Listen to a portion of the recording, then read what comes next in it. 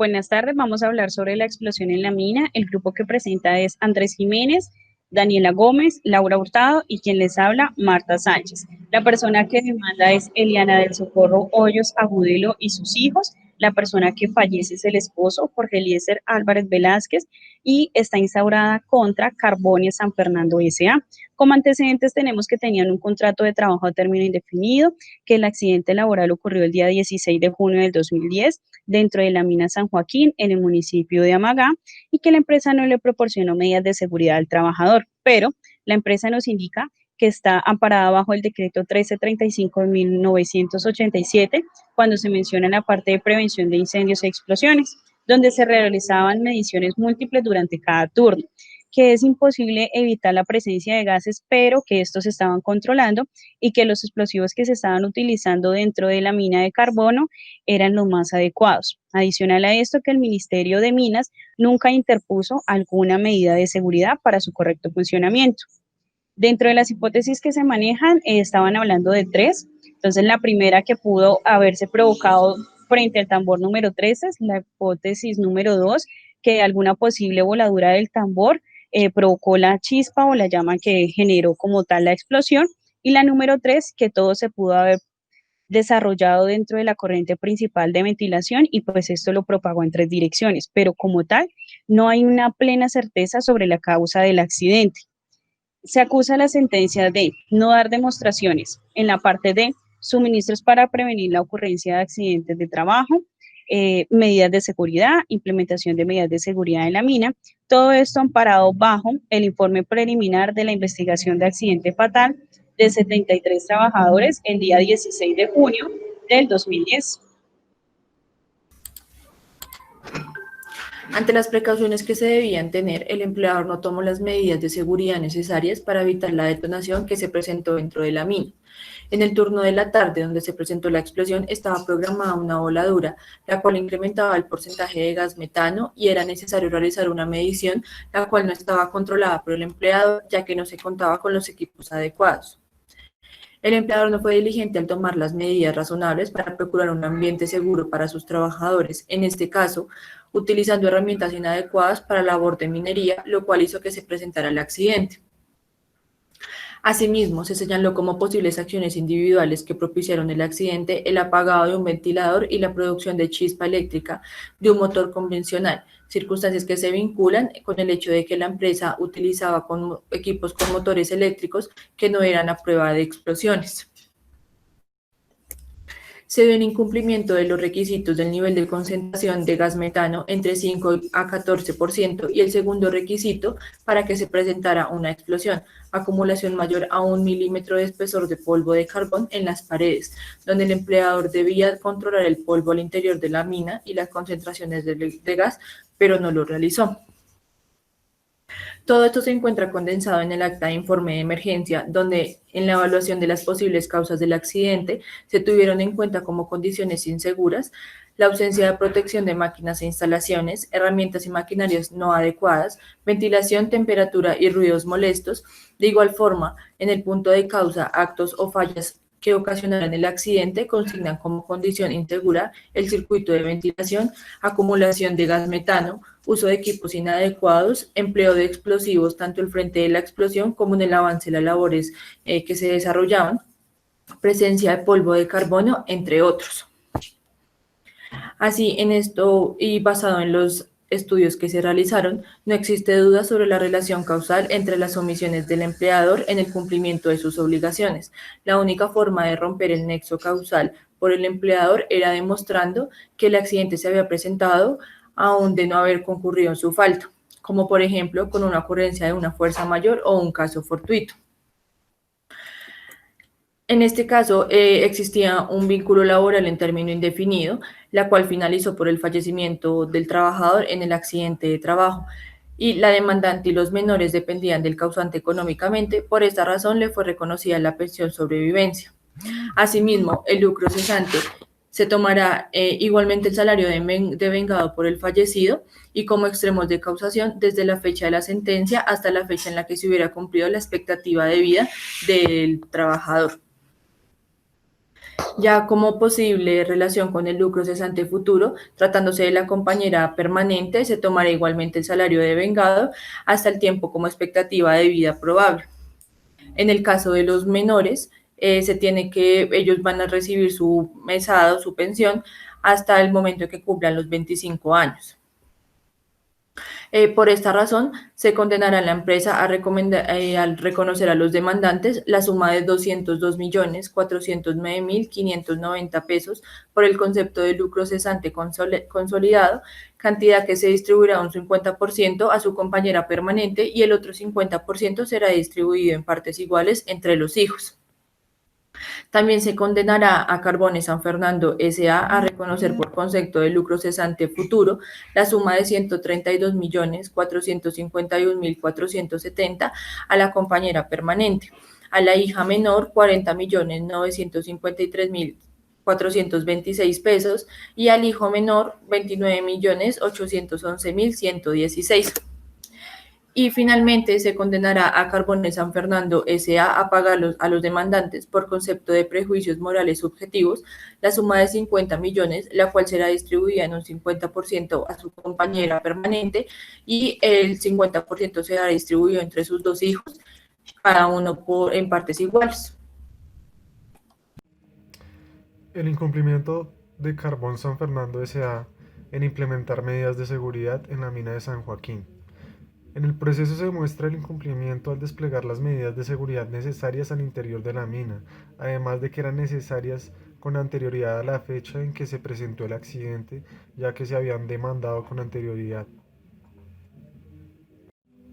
La medición y control de polvo de carbón al interior de la mina.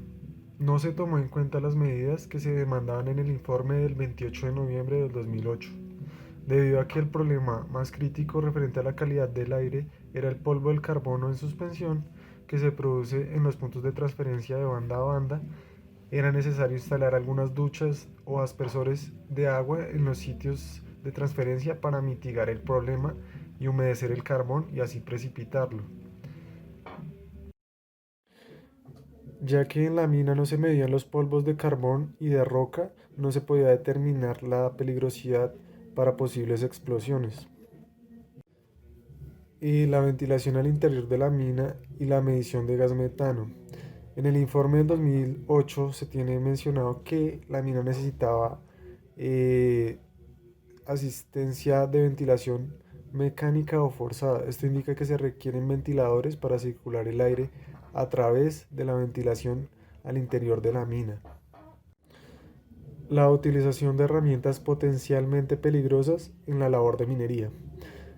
Se tiene consignado en un informe de investigación de la explosión del 6 de junio del 2010 que antes a la fecha de la explosión al interior de la mina se manejaban ventiladores, transformadores, compresores, taladros con motor y estos no eran a prueba de explosiones. Los deberes de protección de seguridad por parte de los empleadores. Como existe el Código Sustantivo de Trabajo y indica en el artículo 1 y 2, eh, el empleador debe poner a disposición de los trabajadores, salvo la estipulación del contrato, los adecuados instrumentos y materias primas necesarias para realizar sus propias labores. Además de que también debe brindar unos locales apropiados y elementos adecuados para la protección de los empleados. También debe suministrar y acondicionar los lugares de trabajo para garantizar la salud y la seguridad de los trabajadores, como también proveer y mantener un ambiente saludable y adecuado para las condiciones de higiene y seguridad. Buenas noches, mi nombre es Laura Hurtado. Continuando con la exposición de nuestro tema, los errores del tribunal fueron los siguientes. Por primera instancia tenemos que no se realizaron las mediciones respectivas continuas de los niveles de gases, solo se realizó un control a las 6 de la mañana. Aparte se presentaron altos niveles de metano y polvo de carbón en el aire. Uno de los barrenos se perforó y también marcó altos niveles de metano. Después de la perforación se realizó una voladura, la cual no se tenía que realizar debido a que todavía había niveles de metano en el aire.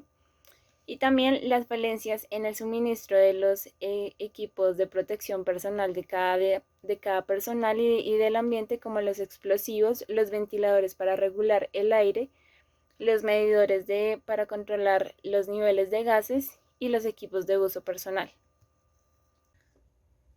Todo esto se considera que fue error del tribunal porque el tribunal no realizó las verificaciones necesarias para aclarar este siniestro.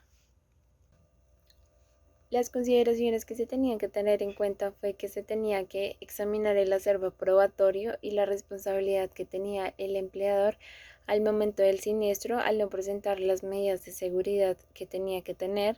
También se determinó que la explosión de la mina se produjo por una emanación de metano y produjo combustión combinada con el polvo de carbón que hizo que propagara las llamas. También en los reportes no se evidencian los factores de la emanación del metano, ni tampoco el cual fue la fuente de ignición en la mina. Y por último, un plan de seguridad y control de riesgos, donde se tenían que considerar todos los posibles accidentes y todos los posibles cierres de la mina. Las consideraciones que el empleador incumplió son las siguientes: el incumplimiento de las medidas de seguridad, ya que el empleador debe extremar al máximo todas las medidas de seguridad en cuanto a la explotación en una mina, que son las más peligrosas, la verificación continua de la emisión de gases y las partículas de carbón, que son indispensables para evitar estos incidentes, y debió haber realizado un plan de seguridad y salud en el trabajo en la empresa.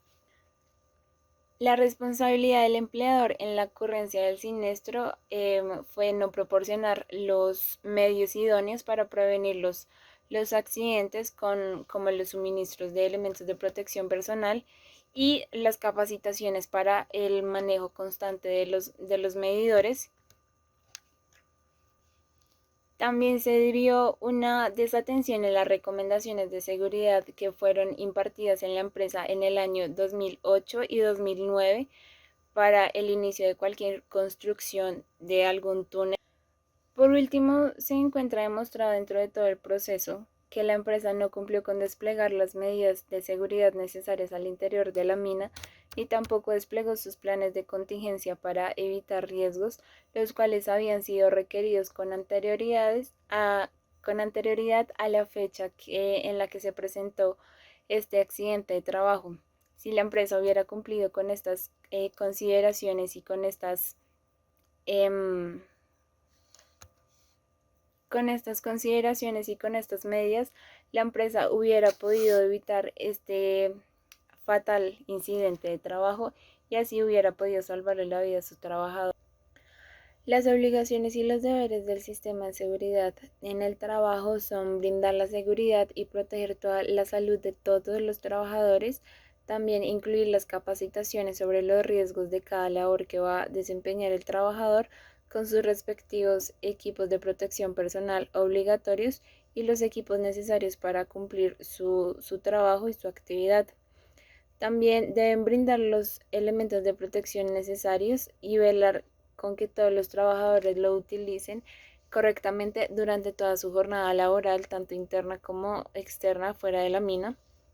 También la empresa debe cumplir todas las consideraciones y recomendaciones de las normas vigentes para el cumplimiento de un buen sistema de seguridad y salud en el trabajo y con las leyes mineras, ya que pues estas aplican a esta clase de entidades. Y por último, una de las obligaciones es adoptar medidas efectivas para identificar los peligros, los riesgos, cómo se van a evaluar y valorar para establecer los controles de prevención de daños e incidentes.